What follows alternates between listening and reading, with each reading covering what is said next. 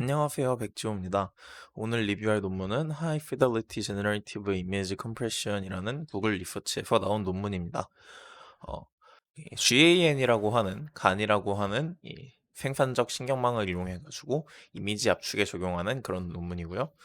어, 카테고리는 제너레이티브 모델링과 그리고 이제 이미지 압축 분야라고 보실 수 있겠습니다. 바로 시작을 해보도록 할게요. 먼저 이제 앞서서 이미지 컴프레션, 이미지 압축에 대해서 조금 얘기를 해보려고 하는데요. 이미지 압축에는 두 가지 큰 카테고리가 있습니다. 로시 컴프레션과 로스리스 컴프레션. 그러니까 손실 압축과 비손실 압축이죠.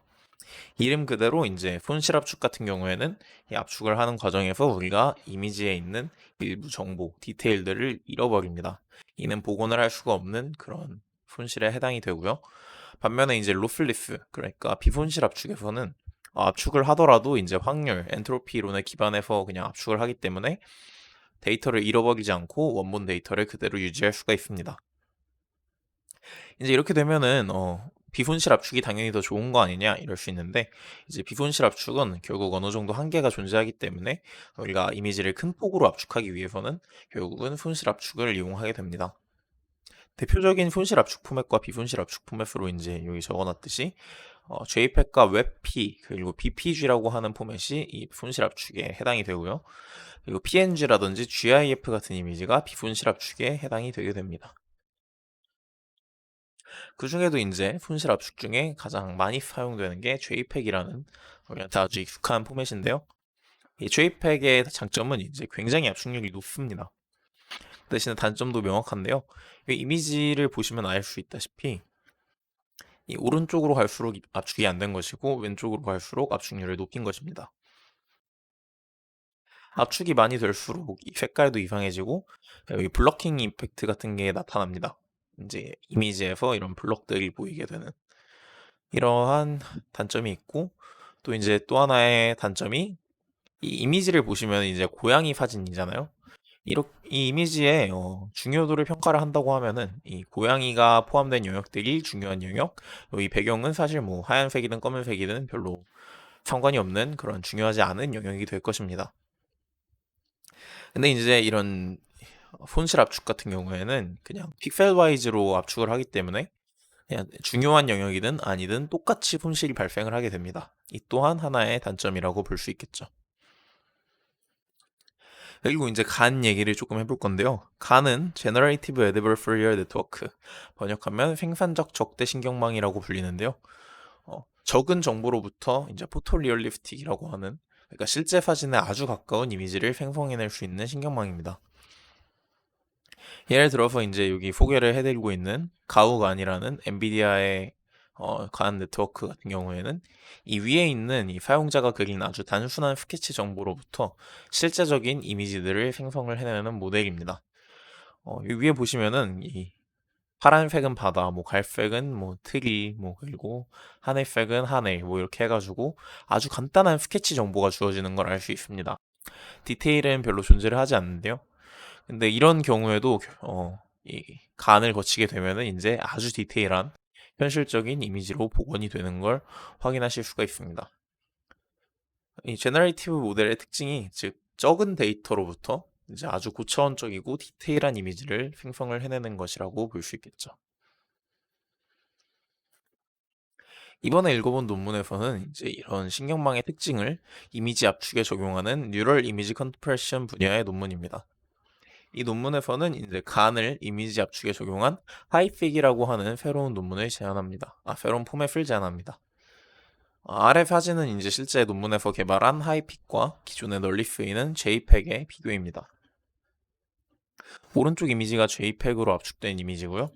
그리고 왼쪽이 이제 하이픽으로 압축된 이미지인데요.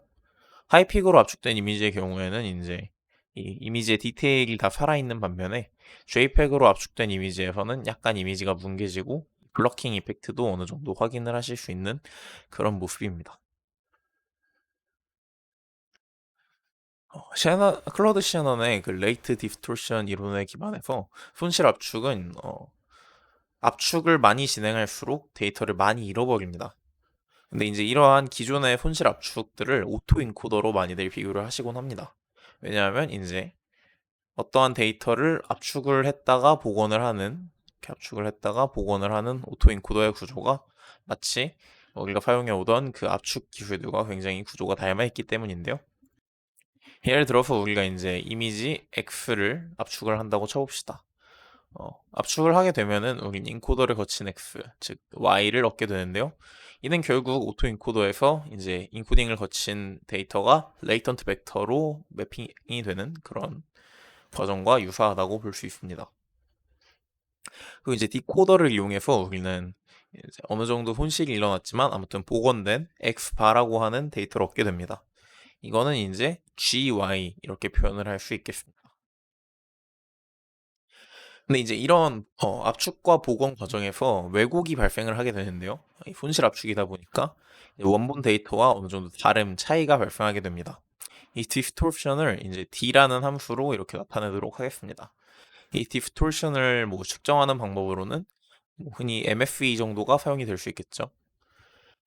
그리고 이제 또 이 모델의 하이픽 모델에서는 P라는 모델도 등장을 하는데요. 이 P는 이제 확률 모델인데 이 압축된 레이턴트 벡터 Y가 Y를 압축을 할 때 사용을 합니다. 그리고 이제 이러한 E, G, 그 P 모델, 지금까지 얘기한 이 세 가지 모델을 CNN으로 나타내게 될 때 우리가 얘네를 한 번에 하나의 손실함수를 이용해서 학습을 시킬 수가 있습니다. 이 손실함수를 여기서 소개를 해드리고 있는데요. 이 RY는 여기서 소개를 해드린 손실함수입니다. 그냥 이 probability y가 얼마나 많은 정보량을 갖는지 엔트로피죠. 이걸 씌운 건데요. 결국은 이제 y를 압축해야 되는 모델 p가 y를 제대로 압축할수록 이 손실함수가 감소를 하게 될 것입니다. 그리고 이제 여기다가 플러스 distortion, 이 왜곡이 얼마나 발생을 했는지를 손실함수에 더해주게 됩니다. 근데 이때 이제 람다라고 하는 하이퍼 파라미터가 등장을 하는데요. 이건 이제 트레이드 오프를 관리를 하게 됩니다. 이게 예를 들어서 압축이 많이 발생을 할수록 결국은 그러니까 y의 압축이 많이 발생을 할수록 이 G 모델이 이 y를 가지고 원본 데이터를 복원하는데 어려움을 겪을 건데요. 이제 그래서 저 람다라는 하이퍼 파라미터를 이용해 가지고 우리가 압축률을 얼마나 높게 세팅을 할 건지, 어느 정도 압축이 되면은 그냥 이제 품질에 치중을 할 건지 이런 거를 좀 관리를 할 수가 있게 됩니다. 계속해서 이제 발전을 시켜 나가는데요. 어, 또 이제 우리가 간 모델이기 때문에 디스크리미네이터도 존재를 하게 됩니다. 그래서 이제 이 E와 G 그리고 P는 이 아까 전에 알려드린 그 분실함수로 학습을 시킬 수가 있고, 그리고 이제 D까지 어떻게 학습을 시키는지 이 두 가지 분실함수를 보여드리고 있습니다. 먼저 E, G, P를 학습시키는 분실함수는 아까 보여드린 분실함수에 이제 또 간이기 때문에 이 디스크리미네이터를 잘 속일 수 있는 방향으로 학습을 진행하게 되는데요. 이때도 역시 이제 이미지의 압축률 그리고 왜곡량 그리고 그거에 더불어서 이제 디스크리미네이터의 영향을 얼마나 받을지 이거를 이 베타라는 하이퍼 파라미터를 이용해서 관리를 하게 됩니다. 그리고 이제 디스크리미네이터 같은 경우에는 그냥 흔한 컨디셔널 간의 손실함수를 사용을 하고 있는 걸 볼 수 있습니다. 어, 이 이미지가 이제 y를 이 모델에서 입력을 받는데요. 컨디셔널로. 이 결국은 이게 x파, 그러니까 복원이 된 이미지인지 아니면 원본 이미지인지를 구분하도록 D는 훈련을 하게 됩니다. 이렇게 이제 손실함수를 살펴봤는데 보시면은 하이퍼 파라미터가 굉장히 많습니다. 먼저 KM, KP라는 아이들도 이제 등장을 하고요. 왜냐면 여기 D에서 이 소개를 위해서 제가 소개를 안 읽어드렸는데 여기서 등장을 하게 되고요. 디스토션을 약간 수정을 했습니다. 그리고 람다와 베타 이렇게 하이퍼 파라미터가 많은데 이 하이퍼 파라미터를 어느 정도 좀 편하게 통제를 하기 위해서 레이트 타겟이라는 하이퍼 파라미터를 도입을 합니다. RT라고 표시를 하게 되는데요. 이 RY 그러니까 이제 이 Y의 압축률이 어느 정도 레이트 타겟 이상으로 됐을 때는 이제 이 람다를 람다 A로 바꿔줍니다. 그 압축률이 목표에 도달하지 않았을 때는 이제 람다를 레이트 타겟 B로 바꿔주게 됩니다. 이게 이제 무엇을 의미하냐면은 우리의 모델 P가 이제 이 Y를 성공적으로 어느 정도 우리의 목표치만큼 압축을 하고 있다면 그러면 이제 이 람다를 조작해가지고 더 이상 이 람다에 좀 치중을 하지 않게 해주고 뭐 아니면은 이제 람다에 치중을 하게 하는 식 이런 식으로 이걸 어느 정도 조절할 수 있게끔 해주는 것이죠. 그리고 이제 모델 아키텍처도 모르고 이걸 이해하려면 되게 힘드셨을 텐데 드디어 아키텍처가 나옵니다.